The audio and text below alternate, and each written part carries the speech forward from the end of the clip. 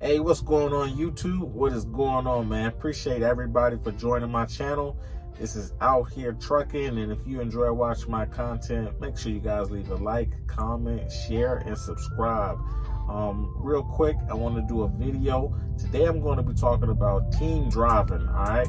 If you are a new driver, rookie driver, or you just got out there in the field, or you're about to go to CDL school and you're thinking about team driving, I'm going to be giving you a couple of pros, a couple of cons to look out for, just, to help you out on your journey, all right? So, number one, man, the biggest, I would say, my personal, professional opinion, the biggest benefit to having, doing team driving is, one, you obviously have a built-in spotter, all right? So, it doesn't matter what part of the country that you're going to be traveling in, whether it's east, west, north or south. When you're team driving, you're going to be hitting all 48 states on the mainland, all right? We're not talking about Alaska, we're not talking about Hawaii, just the 48 states in the mainland. You're going to be traveling all over, and you're going to be going to all kind of different cities, which is going to present all kind of different challenges. But the best thing about team driving is a built-in spotter. A lot of the times when you're a solo driver and you're going to a place where you are delivering, it may not be anybody else around. Sometimes you always can't go inside and get somebody to help you because they may be busy or just occupied with other things, or there may not be any other truck drivers in the area as well waiting to get offloaded just like you are. So you being a team driver, you obviously got a spotter. Hey, boom, they can get out, they can watch you, and that's going to be beneficial to you and your partner, because there really shouldn't be any reason to get into any accidents or back into anything, all right? So that's number one about team drivers. One of the really good things about that.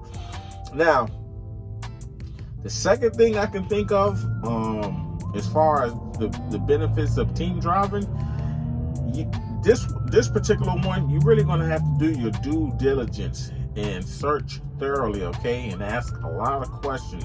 But from the knowledge that I know, most of the drivers who are just coming into the trucking industry, fresh, straight out of school, rookie drivers, you can make more money because most companies typically pay a higher rate. So instead of you making only a couple $100 a week, you could be making a couple $1,000s a week.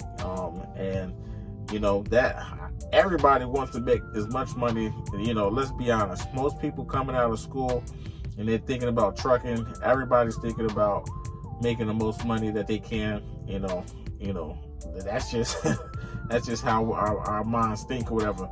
But you're just gonna have to do a thorough search and across the internet or whatever, and ask around, ask a lot of other drivers who might have been doing teams as well. And you just gotta really just seek out the company that's going to be beneficial to you and your partner, all right? And then, like I said, just go from there. But you can potentially earn higher than you would have been if you were being a solo driver, all right? So that's probably my second benefit for doing team driving. Now, one of the things to look out for as a team driver, and it's not a positive thing, is, listen, that truck is always moving, all right? So somebody's going to have to do the day shift, somebody's going to have to do the night shift, all right?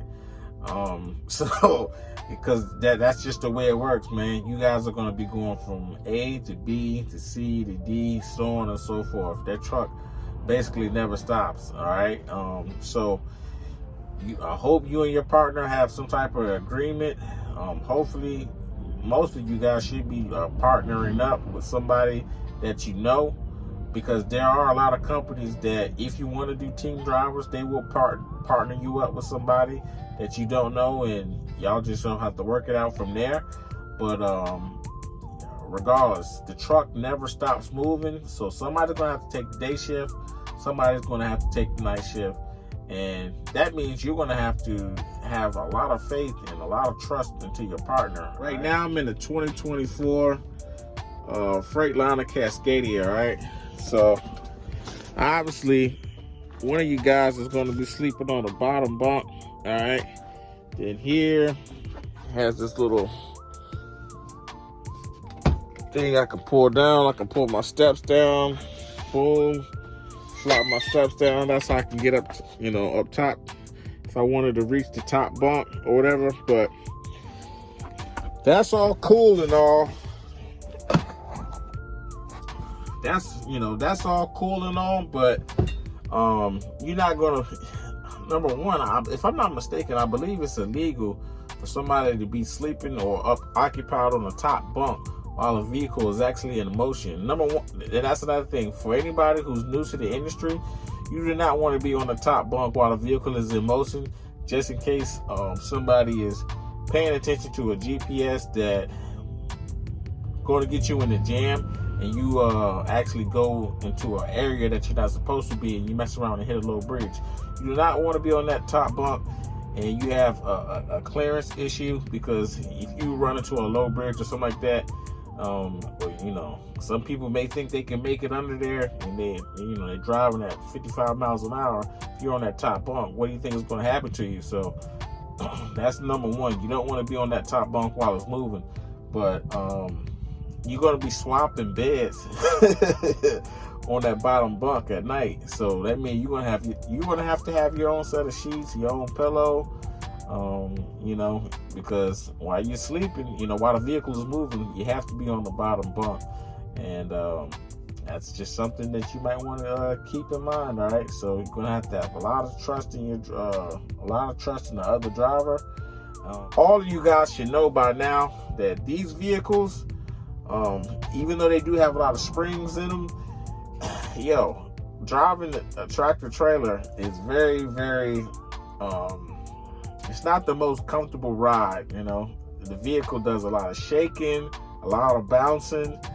So imagine being on a bottom bunk, whether it's the daytime or the nighttime, and you're trying to get some sound sleep. But, unless you're a person that it doesn't matter what happens, you're tired and you can basically fall asleep in any environment.